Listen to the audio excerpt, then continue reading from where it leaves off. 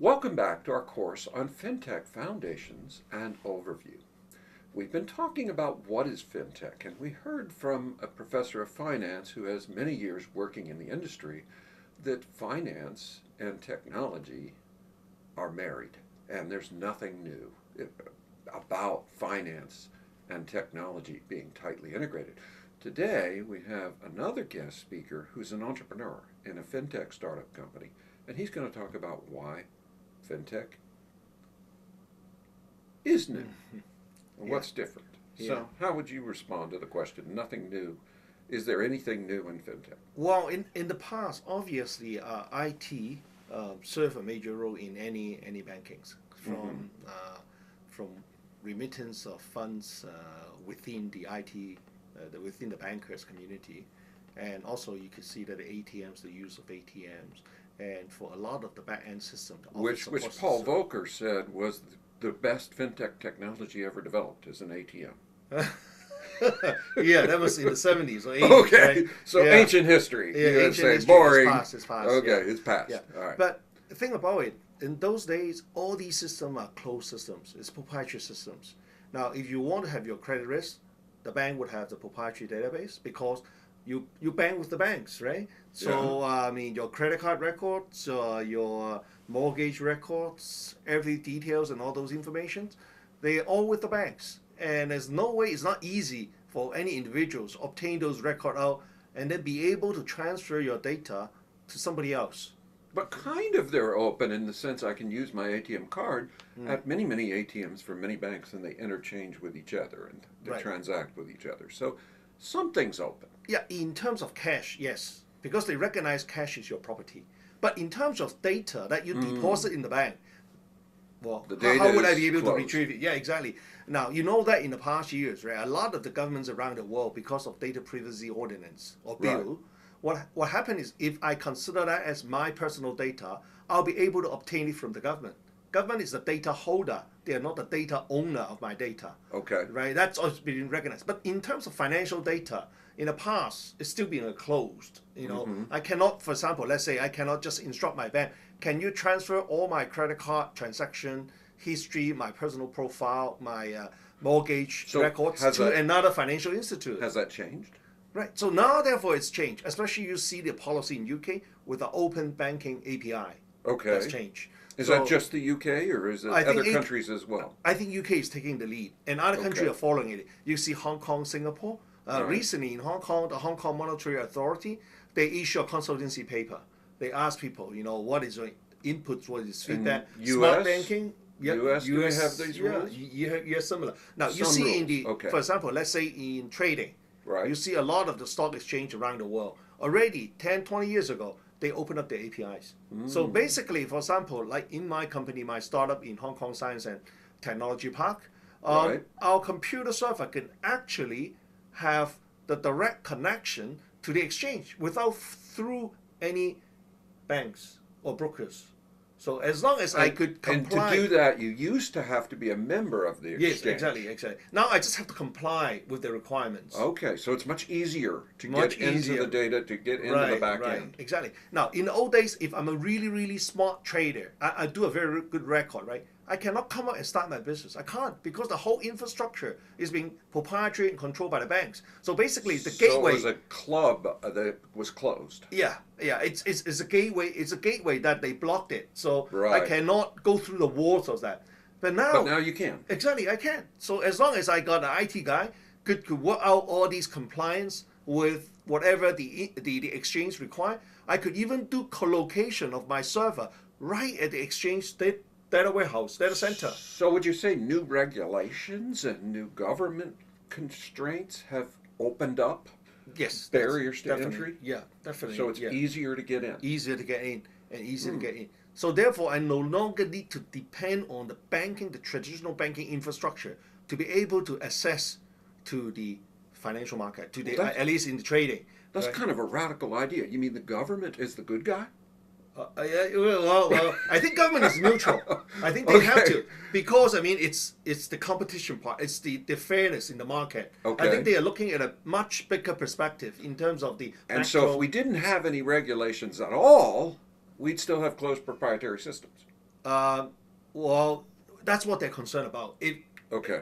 I think the regulation is to ensure that there's standard, there's regulation, there's compliance, there's governance in terms of doing that. So regulation could be good, or too much regulation in the wrong way can stifle innovation. Right. I think the regulation is just outdated. In the past, the regulation was good because you know Okay. that you can't let everybody to just tap and connect to any exchange system, right? You're concerned about a lot of cybersecurity issues like DDoS attack, hackings, and all But sort I'm of. hearing that regulation can open up things as well as close them down. To some degree, okay, now there are certain regulations at the present moment are looking at the high frequency trading, for example. Right. They find it, one day I open it up, it's like I built a highway, an information superhighway. So if people are doing something that is kind of unfair to other road user on that road, then obviously government got to step in, right? Okay. So you don't want to that make is it just unfair. to make sure, yeah, exactly, to make sure that is a level playing field for everyone. So not only the bankers are in control of it, because the market do belong to people, isn't it? At So the end of the day. do you like a level playing field? Yes, I prefer that, and also that's why globally Some they people compete. say they don't because they'd rather have a competitive advantage.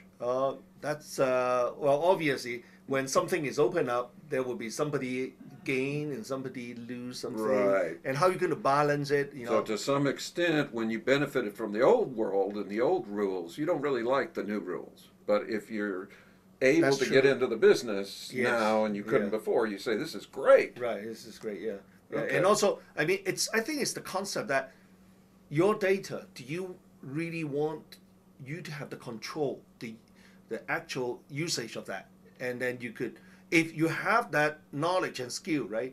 I mean, would you be able to trade in the market directly instead of throwing a middleman, right? So- It's in the old days like travel agencies. So right? I'm hearing you say that regulation, open APIs, new government encouragement to collaborate, cooperate is opening up opportunities for entrepreneurs.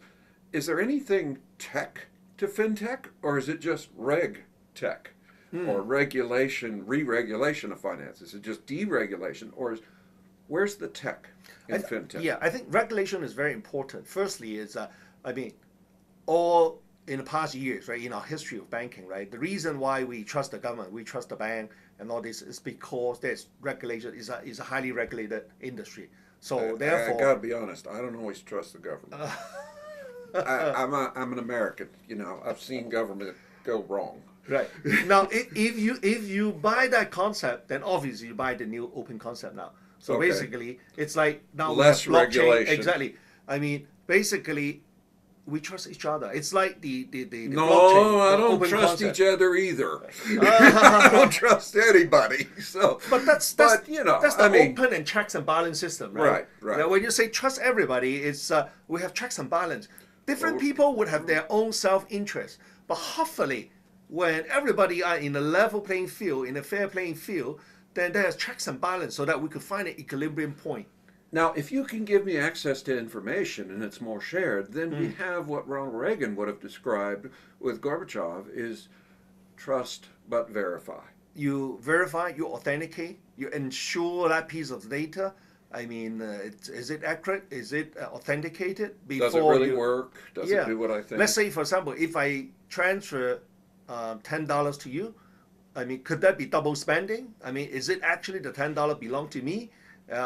In terms of that particular way, because in the cyber world, a lot of the issues that technically it got to be resolved. In the old days, the technology is really not up to there to resolve it until like the distributed ledger technology, the blockchain technology that is available, and also crypto is available to prove that with open algorithm, anybody will be able to crack it. So if you crack it, the algorithm, could be basically removed, and then it's open to. It's not like in the old days. It's a Certainly. black box, right? Certainly, blockchain has been proven by Bitcoin to be viable, to be Right, not easy to hack. right. And Yeah.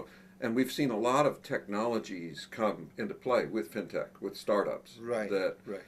might not have seen the light of day in traditional finance firms. Yeah, I mean, even today we ask ourselves, right? The banking industry is it really the data industry? Are they doing data business? Just think of it, right? Once my physical, it's a piece of paper of so-called, the American notes is in God we trust, right? So it's for that dollar to be deposited in the bank. Once it's in the banking system, all these transfers, data transfer, right? Isn't it? Think about it. And also all this trading, open, high, low, close, all this data, and then what time I enter into the market, how I wire money into my account in order to trade, how much I got stocks, all these are on a computer system, on a database, right? So it's really a data business at the end of the day. So what they are providing, it's just like a cloud computing service of all these financial data being sitting in an institute. Now, Okay, but FinTech has been like this as a data service for decades. right. Going back to the 1950s, we've had technology, data service, banking, all integrated together. What's new now?